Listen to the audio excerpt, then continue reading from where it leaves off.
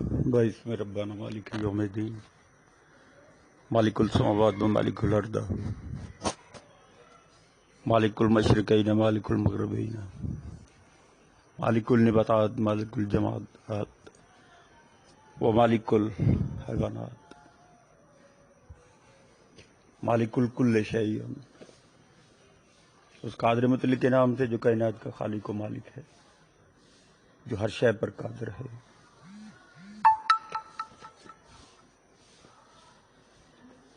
پیارے بھائیوں، ہندوستانیوں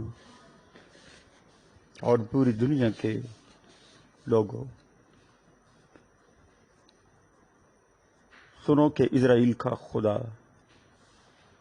اس زمین پر واحد زندہ خدا ہے، جو اپنے آپ کو ثابت کرتا آیا ہے اور ثابت کرے گا، اور اپنا وہ منصوبہ، اپنے منہ کا وہ کلام جو اس نے پہلے دن سے دیا، امن کا، سلامتی کا، خوشی کا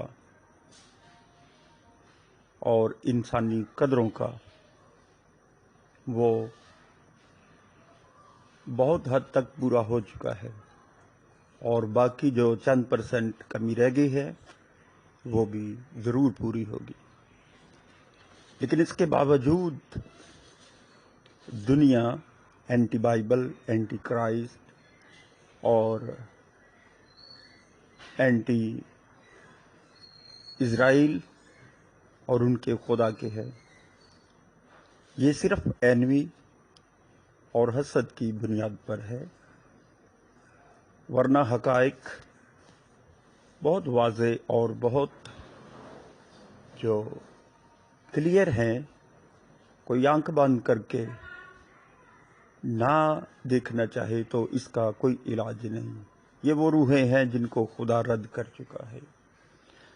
تو مہندر پال آریہ اور ان کے شاگرد اور اس طرح کے کچھ لوگ ہیں کہ جو دنیا کو مورخ سمجھتے ہیں، بائبل کے خدا کو بھی مورخ سمجھتے ہیں، لیکن ان کی مورختہ آج یعنی یہ ایپیسوڈ نمبر 7 میں مورختہ کو پرکھیں گے کہ کون مورخ ہے، اور پچھلی جو ان کی ڈیبیٹس یا جن کو وہ نالج کہتے ہیں اور ٹروتھ کہتے ہیں، ان کے بھی جواب موجود ہیں۔ اگر وہ نان ٹروتھیبل ہیں تو کمنٹ کریں اور اس کا جواب اور اس کی ایکسپلینیشن لیں۔ جو کمی ہے یا جو درست ہے وہی کہوں گا، اور جو غلط ہے وہ غلط ہی کہوں گا۔ لیکن کچھ حقائق ہوتے ہیں ہر چیز کو سمجھنے کے، اس لیے مہندر پال آریہ اور کچھ ہندوستانیوں اور کچھ اسلامی اسکالرز بھی ایسے نظر آتے ہیں کہ جو صرف اور صرف حسد کی بنیاد پر اینویس ہو کر، اینیمیٹی کو اپنے اوپر حاوی کر کے تو چیزوں کو وہ رد کرتے، اور انسانیت کا سبق سکھانے والے خود انسان نہیں ہیں۔ یہوہ یری پر مہندر پال آریہ نے الزام لگایا، اور اس کے شاگرد اور کچھ اور یوٹیوبین ہندو اسکالرز جو برائے نام ہیں، وہ چربی کھانے والا خدا کہتے ہیں، اور پوری بات اور پوری حقیقت بالکل نہیں جانتے کہ خدا چربی کھانے والا ہے تو خالق کیسے ہے؟ خدا ہر چیز کو اگر خود چلائے تو وہ کریٹر کیسا ہے؟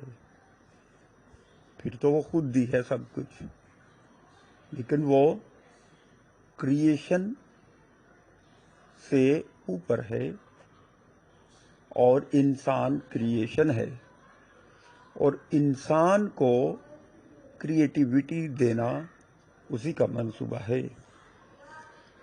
ابراہم کی قربانی کے بارے میں کہ وہ اپنے بیٹے کو لے کر اپنے यहोवा के हुक्म पर उसको ज़बह करने के लिए निकला, लेकिन जब वो छुरी उसकी गर्दन पर रखता है, शहरग पर रखता है, तो खुदा उसका हाथ रोक लेता है, उसका हाथ नहीं चलता। अब इसको साइंटिफिकली या और तरह से कोई रंग देना चाहे तो क्या किया जा सकता है, लेकिन खुदा ने पहले ही नहीं चाहा था कि वो इसहाक जिसके साथ वो वादे बांध रहा है उसको मरने देगा। उसने बचाने का वादा किया तो बचाया उसने। दूसरी एक्सपोजिशन उस वक़्त के नमरूदों और हुक्मरानों और बड़े बड़े मजहबी ताजरों की कि वो इंसानी जानों का नजराना अपने देवताओं को पेश करते थे। तो अब्राहम के जरिए खुदा ने उनको एक्सपोज किया, उनकी फिलॉसफी को उसने इल्म के जरिए ख़त्म किया और वो दुनिया से मिट गए। लेकिन इजराइल का खुदा आज भी जिंदा और अब्दी है और रहेगा, उसको मिटाने वाला कोई नहीं। तो जब खुदा ने मेंढा दिया और वो उस झाड़ी में अटका था या बैठा था, या ये लिटरेचर की कुछ खूबियां और कुछ खामियां भी होती हैं, और ज़मीन इनकम्प्लीट है। पहली बात ये सोचनी चाहिए, लेकिन जितनी बाइबल कंप्लीट है उतनी कोई और किताब नहीं। इसलिए कामलियत सिर्फ क्रिएटर की है, और जो कामल बनना या कामल बनने के दावे और कामलियत के बयानात लेकर उनसे बड़ा मूर्ख इस जमीन पर कोई हो नहीं सकता। और चर्बी के बारे में कहते हैं कि मेंढे को करके उस आग पर यहूदी यानी उसका गोश्त या उसकी चर्बी चढ़ाते तो यहोवा उसकी चर्बी खाता। तो ये एक कनिंगनेस है कि खाने की बात तो है नहीं है, खुशबू की बात है। खुदा एक यानी साइंस भी सिखा रहा है, इल्म भी सिखा रहा है, और अपने दिए में से सेक्रीफाइस करने की भी वो, और एक एहतराम और एक इंतज़ाम और एक हाकमियत का जो अलम बरदार है वो बनने के लिए वो तमाम चीज़ें देता है। और हर चीज़ दूसरी चीज़ से मशरूत होती है। ये कुर्बानी या ये इबादत या यरूशलेम ये मशरूत चीज़ें हैं। इसका मतलब ये नहीं है कि यरूशलेम खुदा का है तो हिंदुस्तान और पाकिस्तान और अरब और बाकी तमाम रियासतें किसी और की हैं। ये गलत फहमियाँ और गलत फिलॉसफी के नतीजे हैं कि इंसान को इंसानों ने बांटा।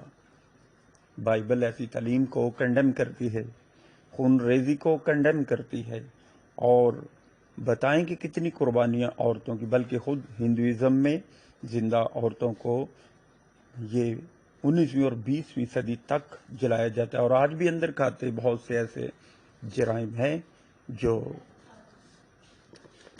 इन पंडितों और इन स्कॉलरों की फिलॉसफियों का नतीजा है।